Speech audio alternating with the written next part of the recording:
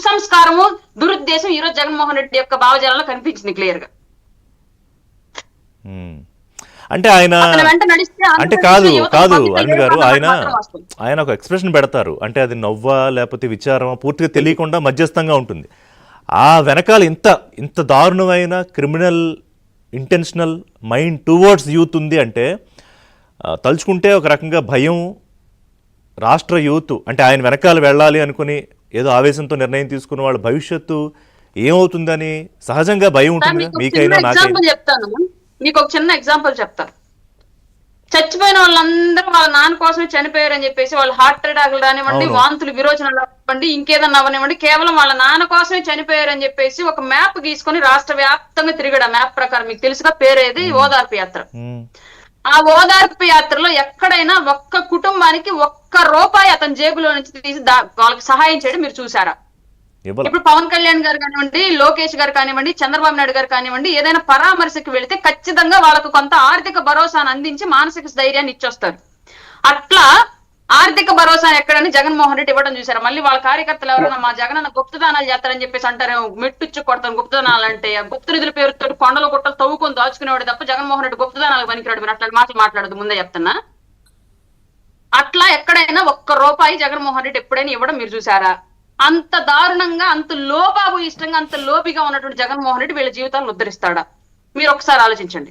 రెండోది, గత 5 ఏళ్ల పాటు ఎప్పుడైనా సరే అతను ప్రతిపక్షంలో ఉన్నప్పుడు ఇతను వెనకాల తిరిగినటువంటి యూత్ ను కానివ్వండి, ఇతను వెనకాల తిరిగినటువంటి చోటా మోట సెకండ్ గ్రేడ్ నాయకత్వాన్ని కానివ్వండి, ఎప్పుడైనా అతని ఆ తాడేపల్లి ప్యాలెస్ పరిసర ప్రాంతాల్లోకి రానిచ్చాడా? ఎవరినైనా కలిసి వాళ్ళని ఆదుకున్నాడా? అతను పదవులు ఇచ్చిన వాళ్ళంతా ఎవరు?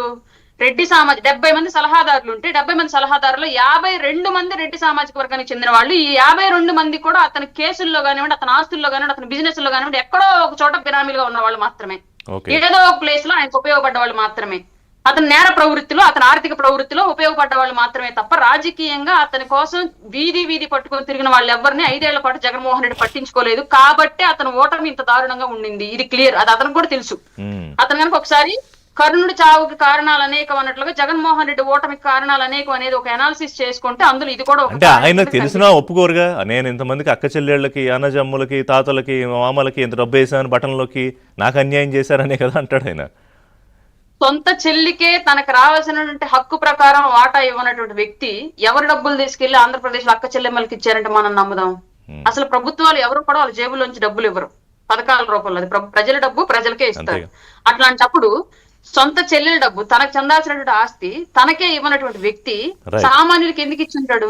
ఎలా ఒప్పుకోవాలి అది? ఇంకా ప్రజలు పిచ్చోళ్ళని అతను ఇంకా నమ్ముతున్నాడు సార్. ఇవాళకి కూడా ఆంధ్ర రాష్ట్ర ప్రజలు గత 5 ఏళ్ల పాటు నేను పిచ్చోళ్ళని చేశాను కాబట్టి ఇవాళ కూడా అదే మైండ్ సెట్ తో ఉన్నారని చెప్పేసి నమ్ముతున్నాడు. కానీ ప్రజలు రియలైజ్ అయ్యారు కాబట్టి అతనికి వాళ్ళ విపక్షంలో అంటే రియలైజ్ అయ్యారు. కానీ అరుణ్ గారు రియలైజ్ అయ్యారు, ఆ రిజల్ట్ ఇచ్చారు. కానీ ఇంకా ఆయన కూడా ఉన్నారు, 35 మంది 39 ఎవరో ఉన్నారు కదా.